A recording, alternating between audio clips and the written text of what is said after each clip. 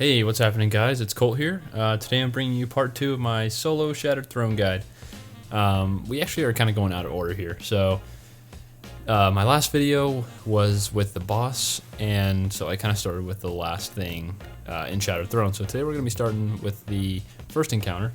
Let's see. I'm going to try to share everything that I can with you guys to help you with the first encounter. I kind of even consider the first encounter to be like a stretch between like when you first like spawn in and the moment before you encounter Vorgeth, the ogre. I'd like to note that this is by no means a speed run, and I took my time to ensure I wouldn't die.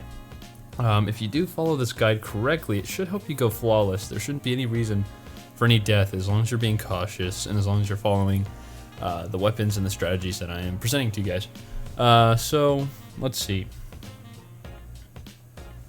I will include timestamps in the description for which part you are currently stuck on, in case you can already do a certain part by yourself. And if you're brand new to the Shattered Throne, I suggest looking up a map for the first encounter, that is. I will actually link one in the description for this video, so go check it out if you are brand new. Anyway, let's get into it. My loadout for the first puzzle is kind of just my loadout that I use every day in Shadowkeep. Nothing really changes here.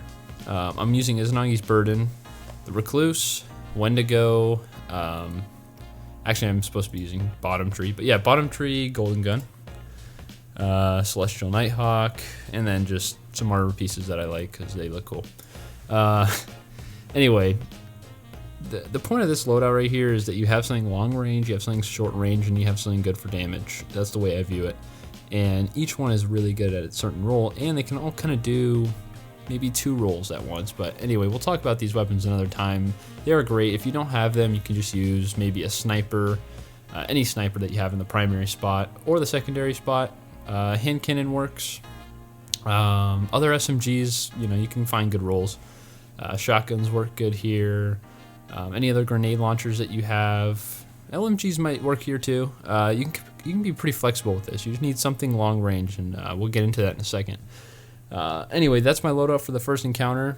Feel free to do whatever you want, but this is just how I did it. So let's get into it. Alright, so you are going to start by eliminating the adds when you walk up through the staircase in the middle. Once you get to the top, you will see there's a bunch of red bars, maybe like 12 or so, and 1 yellow bar. The yellow bar will wreck you if you're not careful. I can attest to this many times. Don't be fooled, like just because it's small doesn't mean it can't wreck you, especially if it's a taken captain archetype. Don't even get me started on those enemies. So I prefer saving the yellow bar for the end unless I can get a clean snipe or a golden gun on him, or just really any super. You will then be presented a symbol once you clear all the rest of the adds. It's pretty self-explanatory, just clear the red adds. You're going to be presented a symbol instructing you where you must voyage to next. This is where a map comes in handy. Again, check out the description. I'm sure I'll link one there.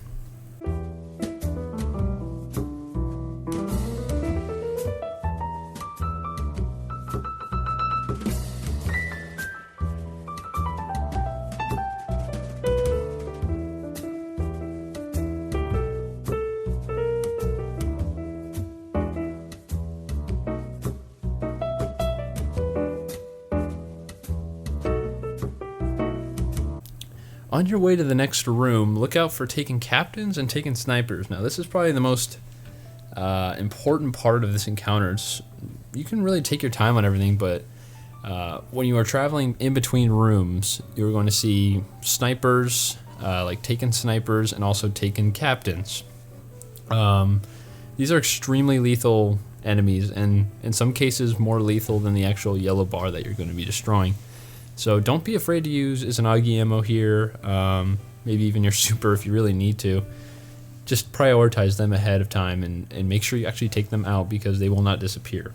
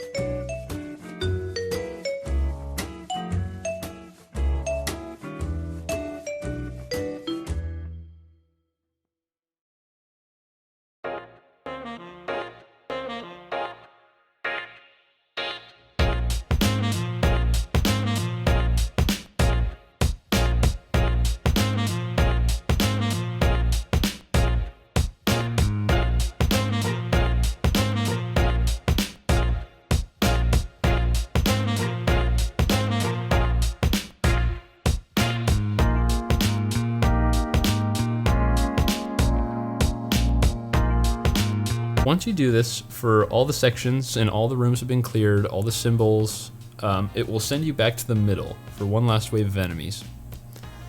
You're basically going to do the exact same thing you did, which is just prioritizing the yellow guy last, get all the red bars out of the way, and you should be good.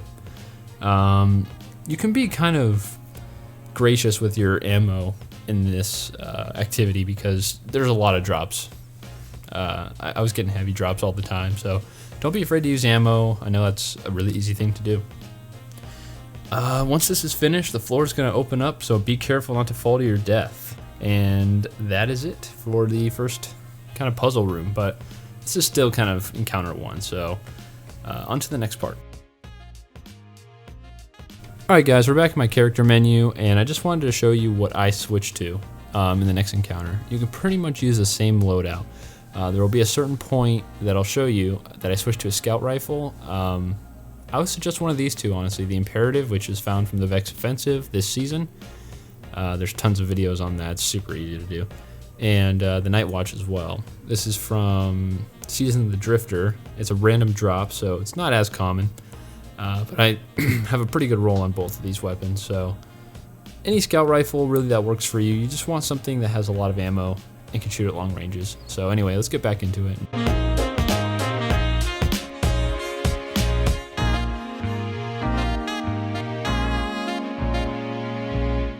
So for this next part, you're going to immediately want to look out for the orange bar Minotaur. He can be found basically if you just look straight down and you'll see like something invisible walking around. You're just going to want to down him with his Izanagi. Just load up a honed edge shot just to be careful. You don't want him teleporting on you. Once you down that Minotaur, go ahead and jump down and start to down all the enemies with whatever your ad clear weapon is.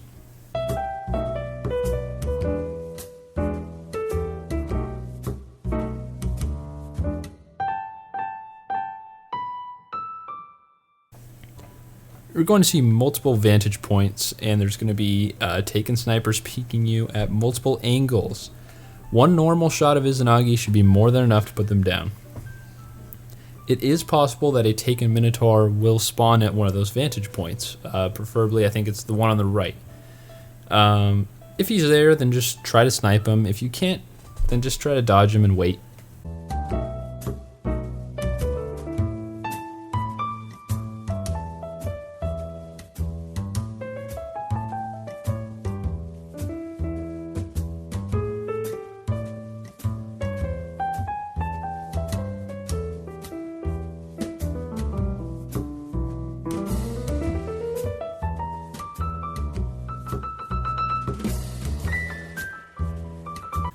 Run up the stairs and do not forget about the phalanx immediately to your right.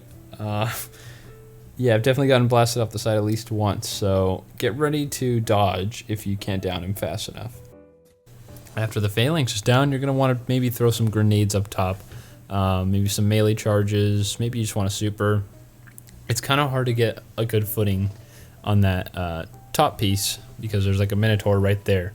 So just take care of him first, regen some health, and begin to peek out and see if you can get the red bar enemies, saving the yellow for last. This is where I would just spam out on Izanagi because you're not going to have it for much longer anyway.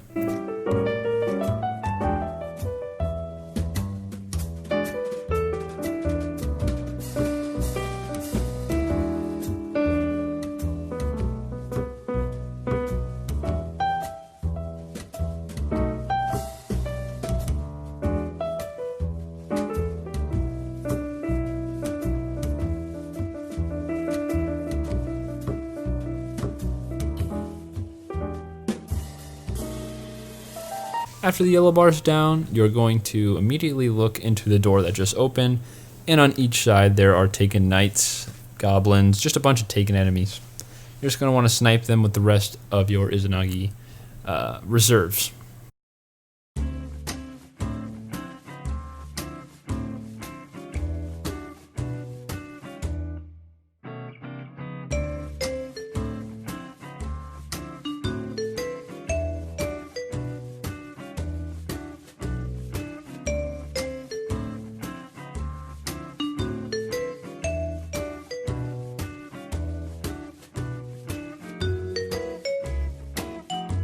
Once the Izanagi sniper is out of ammo, you're going to switch over to that scout rifle I was telling you about to clean up the rest of the ads in this room. Just take your time, no pressure here. This is probably the easiest part of the dungeon, so take a deep breath and just hit the crits.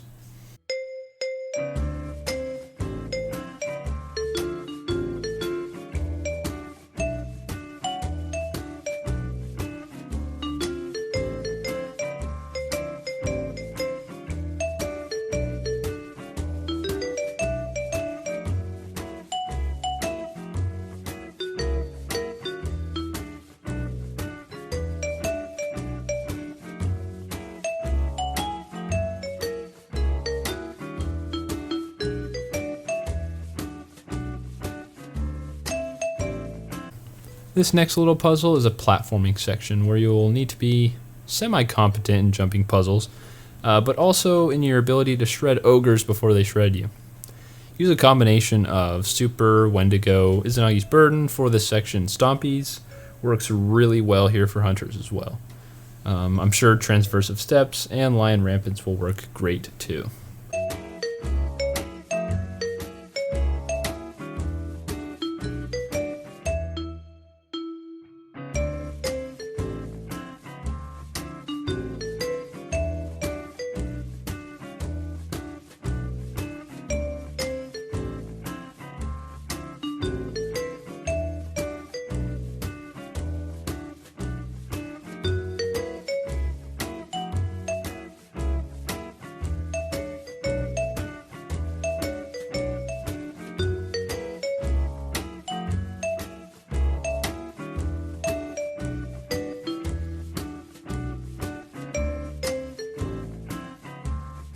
As you are making your way through this encounter, as soon as you see an ogre start to spawn, immediately either summon your super or pre-aim with Izanagi. You can also just spam with Wendigo, whatever you want.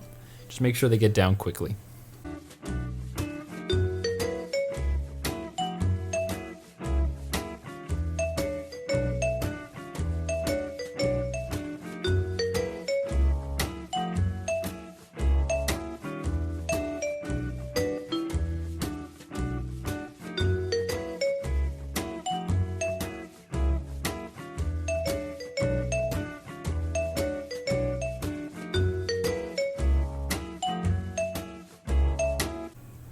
Hopefully you haven't fallen off by now. If you've made it to where I'm at right now, you are ready for the thrallway. The thrallway is a place where sprinting, multi-jump, and health regeneration are disabled, so you have to be very careful in here. Again, Recluse wins here. Just be careful that you're not taking too much damage from the what are they called? Shadow Thralls? Yeah, Shadow Thrall melees. And also, don't be afraid to switch your subclass up here to Void. This is what I did when my health started to run down, and I used it to go invisible in case I needed it. But yeah, don't be afraid to chill out and maybe wait for a super to pop up. It's much better that you wait an extra 3 minutes than throw the entire flawless run.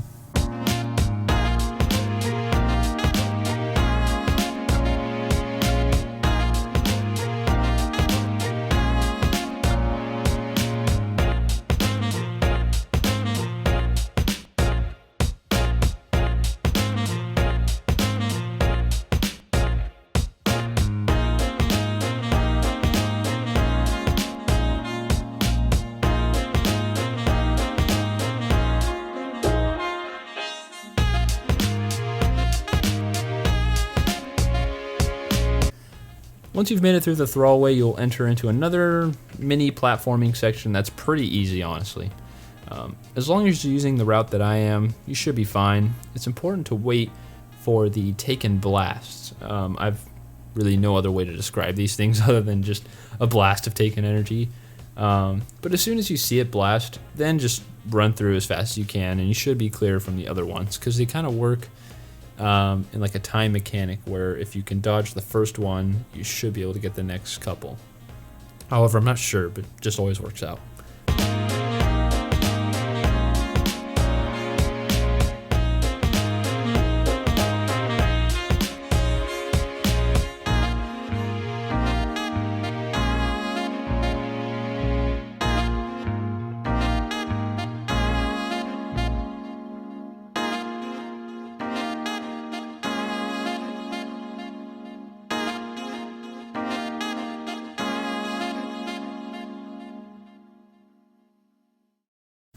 once you cross this section and go up the stairs, you will start to see more ads. Just recluse the remaining ads, super easy.